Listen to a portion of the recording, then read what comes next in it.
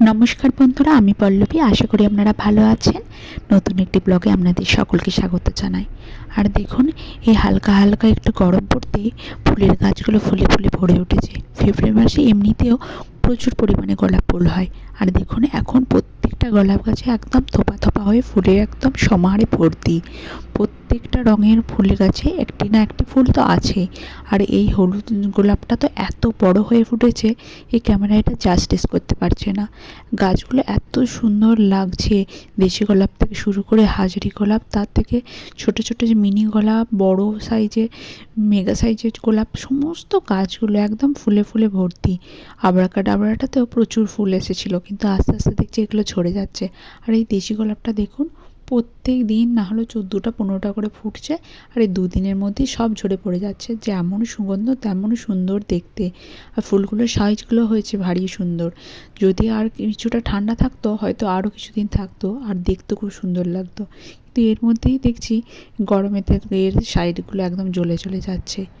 আর দেখুন, বেশ ভালো এখন রোদটা উঠেছে। আর এবছর প্রচুর পরিমাণে আম গাছে দেখছি মুকুল এসছে। কতটাকে টিকবে জানি না, কিন্তু সমস্ত গাছে এবছর খুব ভালো মুকুল এসছে। যদি টেকে প্রচুর আম হবে। আর দেখুন, সজনে গাছটা তো সজনে ফুলে ভরে উঠেছে। আমাদের কাছে তো এর মধ্যেই বেশ ভালো সাইজের ডাঁটাও হয়েছে।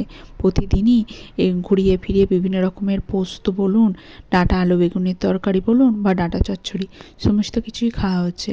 আর দেখুন, এই গরমের মধ্যেই রাস্তা একদম ফাঁকা, কিন্তু এখন কে বলবে। এই মোটামুটি 11:30 বাজছে, বেশি লেটও হয়নি। আজকে বানাবো দেখুন সমস্ত রকম মিক্স সবজি দিয়ে চচ্চড়ি। এখানে দেখুন অল্প পরিমাণে একদম তেল দিয়ে তাতে 5 ফোড়ন দিয়ে সবজিগুলোকে ভেজে নেবো।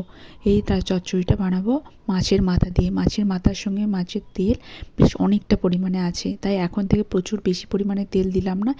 অল্প পরিমাণ তেল দিয়ে একটু নেড়ে চেড়ে ভেজে নিচ্ছি। এই মিনিট 2-এর মতো ভাজা হয়েছে। এরপর গুঁড়ো মশলাতে হলুদ গুঁড়ো আর প্রয়োজন মতো দিয়ে দিলাম ধনে গুঁড়ো। বাটা মশলাতে দেখুন সর্ষে আর জিরেটা সঙ্গে কাঁচা লঙ্কা দিয়ে বেটে নেওয়া হয়েছে। শিলে বাটা মশলা দেখবেন স্বাদই আলাদা হয়। আর আমাদের এখন বেশিরভাগ চেষ্টা করা হয় শিলে বেটে মশলাটা ব্যবহার করতে, যেহেতু একজন আছেন যিনি শিলে বেটে দেন। তাই আমরা চেষ্টা করি যে যতটুকু অল্প পরিমাণে বাটা মশলাটা ব্যবহার করার। মিক্সিও আছে, যখন প্রয়োজন পড়ে সেটাও ব্যবহার করি। দেখুন, নাড়াচাড়া করে একদম মিডিয়াম ফ্লেমে যেটাকে ভেজে নিচ্ছি। যেহেতু তেলের পরিমাণটা কম দিচ্ছি, হাই হিট দিলে এটা পুড়ে পুড়ে যেতে পারে। দেখুন, ঢাকনা দিয়ে মিনিট 10-এর মতো রেখে দিয়েছিলাম। আর এখানে দেখুন জিরে, তার সঙ্গে সর্ষে আর কাঁচা লঙ্কা দিয়ে পেস্টটা বানানো হয়েছে। খুব সুস্বাদু হয়।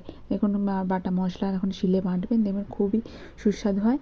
আর দেখুন, তেল মশলার সঙ্গে মাছের মুড়োটা আর সর্ষে বাটাটাও দিয়ে দেওয়া হয়েছে। এত সুন্দর খেতে হয়, তার সঙ্গে সুন্দর গন্ধ। গরম ভাতের সঙ্গে এই এক পদ দিয়ে আপনি ভাত খেয়ে ফেলতে পারবেন। মিথ্যা বলছি না, আপনারা অবশ্যই একবার ট্রাই করে দেখবেন। এই মাছের মাথা দিয়ে চচ্চড়িটা খুবই সুস্বাদু হয়। আর ভাতের সঙ্গে তো এটা একদম অনবদ্য। যারা পছন্দ করে তাদের অবশ্যই ভালো লাগবে। দুপুর হয়ে গেছে, দেখুন আজকে দুপুরের থালিটা সার্ভ করে নিচ্ছি। আশা করি আপনাদের ভালো লাগবে। শিমচাপ হলেও খুব সুস্বাদু একটি বাঙালি থালি। রয়েছে গরম ভাত, তার সঙ্গে নিয়ে নিয়েছি শশা, তার সঙ্গে নিয়েছি নিম বেগুন, যেহেতু বুধবার ছিল তাই নিম বেগুন। আর এই 2-3 পিসই মাছ ছিল, তার মধ্যে নিয়ে নিয়েছি মাছ ভাজা। লেজার পিসটা ছিল। লেজা খেতে আমি খুব একটা পছন্দ করি না, কিন্তু যেহেতু আজকে বিশেষ মাছ ছিল না তাই লেজাটাই নিলাম। আর ডাঁটা আলু বেগুনের এই নিরামিষ সবজিটা শেষ পাতে অল্প একটু ঘি দিয়ে নামিয়ে নিলে খুব সুগন্ধ হয়। আর দেখুন, এই মাছের মাথা দিয়ে চচ্চড়িটা নিয়ে নিয়েছি। খুব সুস্বাদু খেতে হয়েছিল। নুন চিনির একদম সহযোগিতায় দারুণ সুস্বাদু হয়েছিল। আর শেষ পাতে নিয়ে নিয়েছি কুলের আচার। বেশ অনেকটা কুল আনা হয়েছিল এবছর। ওই 3 কেজি থেকে 4 কেজি তো হবেই। পুরোটাই এখন বানানো হয়ে গেছে, তাই ভাবছি অল্প অল্প করে এটা খেয়ে নিলেই ভালো। নাহলে এটা শেষ দিয়ে পড়ে না, পরে যখন খাওয়া হয় না এটা ফাঙ্গাস পড়ে নষ্ট হয়ে যায়। ভিডিওটি ভালো লাগলে লাইক করতে ভুলবেন না। ধন্যবাদ বন্ধুরা।